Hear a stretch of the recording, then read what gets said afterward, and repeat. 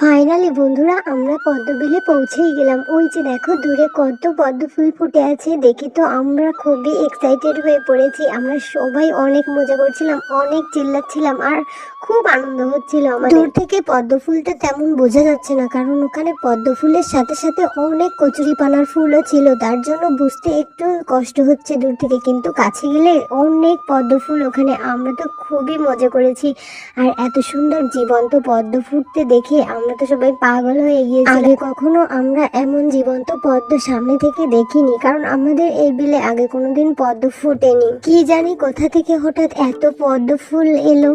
আজকের দিনটা ছিল অনেকটা মেঘলা মেঘলা, আর এই মেঘলা দিনে বিলের ভেতর এত সুন্দর হাওয়া দিচ্ছে, তার উপরে এত সুন্দর পদ্ম ফুল, চারিদিকে শুধু ফুল আর ফুল। কত পদ্ম ফুল ফুটে আছে, কোনটা রেখে কোনটা ছিঁড়বো তাই তো বুঝতে পারছিলাম। আর অনেক অনেক পদ্ম তুলেছি, সাথে পদ্মের পাতাও তুলেছি। আমরা ওখানেই বসে পদ্ম পাতায় করে মুড়িও খেয়েছি, এত আনন্দ হচ্ছিল তোমাদের কি বলবো।